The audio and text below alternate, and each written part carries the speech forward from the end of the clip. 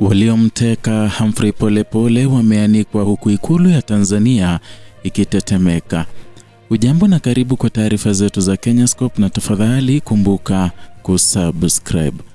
Ujumbe mfupi uliotumwa kupitia mtandao wa kijamii uligeuka kuwa kengele ya hatari kwa dola nzima. Maneno yaliyobebwa na hasira ya maumivu, si jazba ya kisiasa, yalipaswa ukuta ukimya uliokuwa umejengwa kwa hofu, propaganda na utii wa kulazimishwa.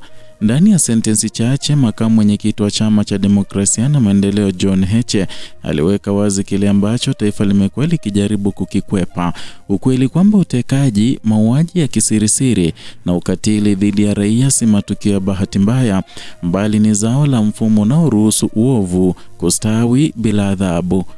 Katika ujumbe wake aliotuma kupitia mtandao wa zamani wa Twitter, sasa ukijulikana kama X, Heche kuzungumzia siasa za uchaguzi wala mikakati ya chama.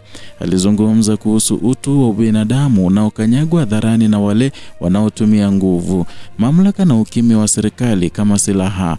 Aliwataja wanaotekeleza vitendo vya utekaji na mauaji kama watu wasio na utu, wakisitiza kwamba wanabomoa familia, wanaamua na wanaua bila huruma na wanaacha majeraha yasiyopona katika jamii.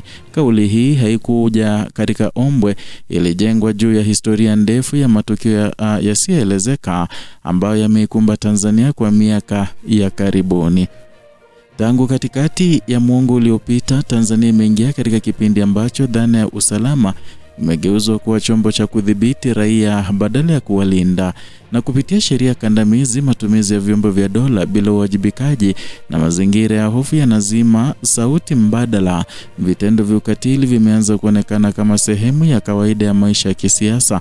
Wanasiasa wa upinzani, wanaharakati, waandishi wa habari na hata raia wa kawaida wamejikuta wakitoweka, wakishambuliwa au wakinyamazishwa, huku majibu ya serikali yakibaki kuwa ukimya au kauli za jumla zisizo na matokeo. Ndani ya muktadha huu, Heche aliwageukia pia wale wanaokemea vitendo hivyo kwa maneno lakini wanashindwa kuchukua hatua. Aliwataja kama watu wanaotanguliza haki za binafsi huku wakipuuza mateso ya wengine. Hapa ndipo ujumbe wake unapoingia katika eneo hatari zaidi kwa mfumo wa mamlaka, kwa sababu unafichua ushirika wa kimya kati ya uovu na hofu.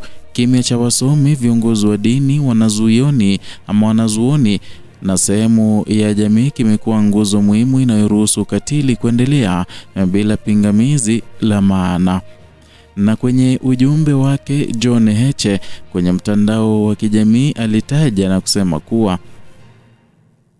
kwamba mliomteka Polepole hamjachochea hicho mnachoita vurugu, kwamba kwenu ninyi wanaochochea vurugu ni wale wanaowaambia acheni kuteka watu, kwamba nyie na watoto wenu ni binadamu kuliko mnaowateka na kuwaua, kwamba nyie ni watoto wenu ni binadamu kuliko mnaowateka na kuwaua, kuwabadilisha na kusambaratisha familia zao. Kwenu nyie, mtu akikemea utekaji, huyo anafanya vurugu. Nyie mnaona haki yetu sisi ni kukaa kimya, mtu chinje kama kuku, tukipiga hata kelele ya maumivu, kwenu ni vurugu.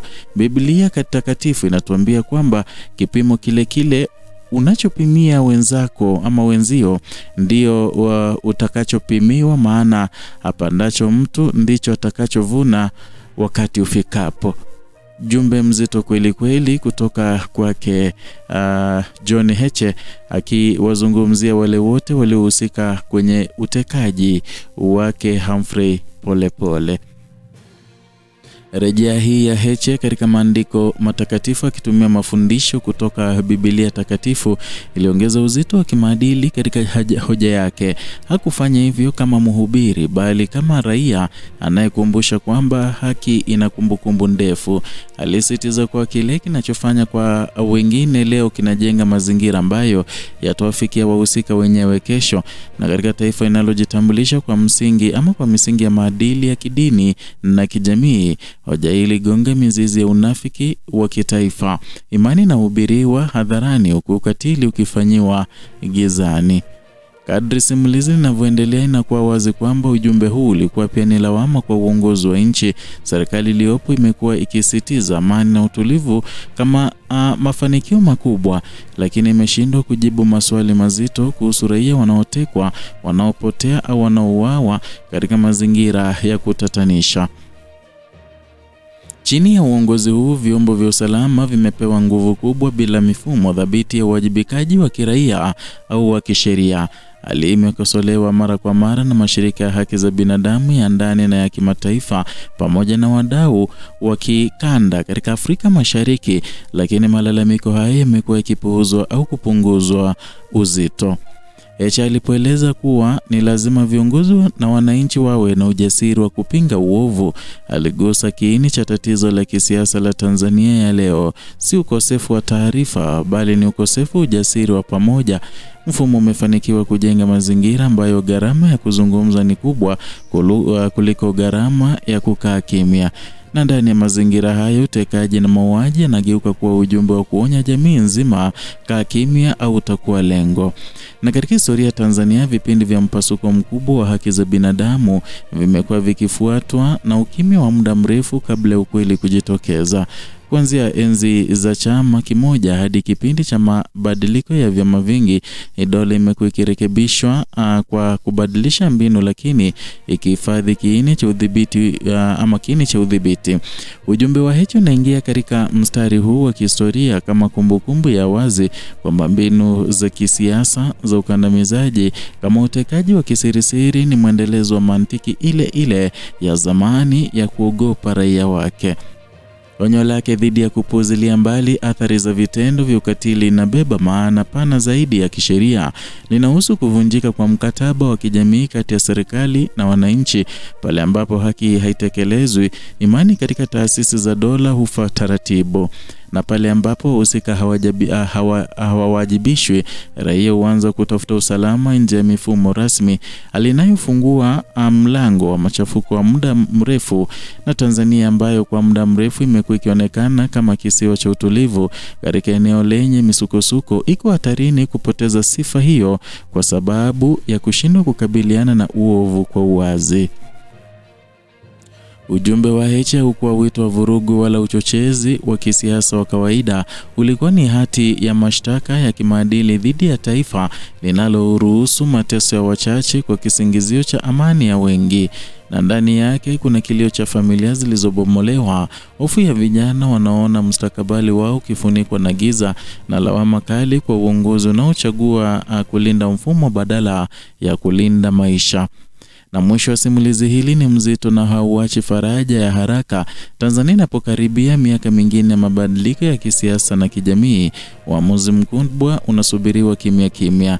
Kuendelea kunyamaza kuna maanisha kuhalalisha utekaji, mauaji na hofu kama sehemu ya kawaida ya utawala. Kuendelea kuogopa kuna maanisha kurithisha kizazi kijacho taifa linalojifunza kuishi bila haki. Ujumbe huu wa John Heche unasimama kama alama ya onyo kwamba historia haitosamehe kimya cha leo. Taifa linalokataa kukabiliana na uovu wake hujenga mustakabali na utawaliwa na hofu, na hofu hiyo ikikomaa huua zaidi ya miili, huua matumaini ya kuwa taifa lenye utu na haki. Ndiyo hayo tuliokuandalia siku ya leo kutoka hapa Kenyascope, channel ya kupendwa ambayo inakuletea taarifa hizi na zinginezo bila kupindisha. Zidi kuwa nasi kwa taarifa zaidi. Subscribe, like na kushare video zetu ili vile tuweze kuwafikia wote ambao hawajapokea taarifa hizi.